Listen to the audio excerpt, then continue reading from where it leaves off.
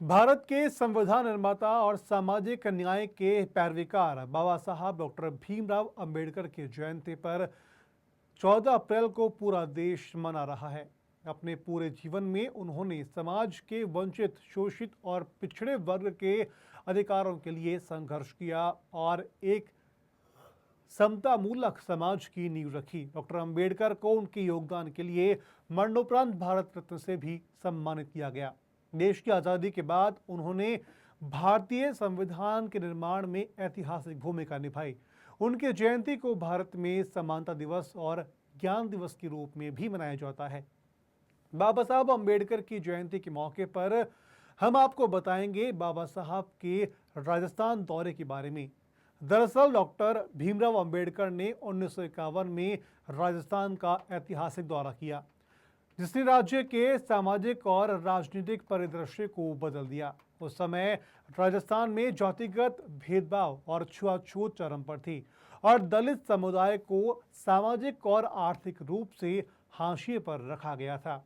Doctor Ambedkar का दौरा दलित समुदाय के लिए एक उम्मीद की किरण लेकर के आया, जिन्होंने उन्हें उनके अधिकारों के बारे में जागरूक किया और सामाजिक न्याय, समानता और न्याय के लिए लड़ने के लिए प्रेरित किया।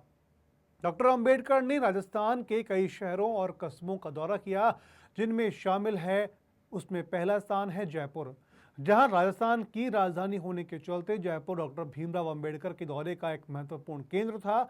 यहां उन्होंने कई सभाएं की और दलित समुदाय को उनके अधिकारों के बारे में जानकारी दी। दूसरा है जोधपुर। राजस्थान का दूसरा सबसे बड़ा शहर जोधपुर भी डॉक्टर भीमराव अंबेडकर के दौरे का एक महत्वपूर्ण हिस्सा था। यहां उन्होंने दलित समुदाय के लोगों से मुलाकात की और उनकी समस्याओं को सुना। नंबर 3 पर है अजमेर।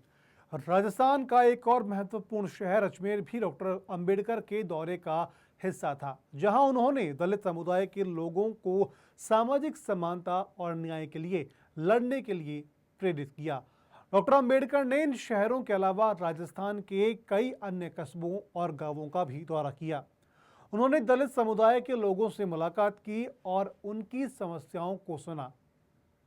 उनके दौरे ने राजस्थान में सामाजिक और राजनीतिक परिवर्तन की नींव भी रखी।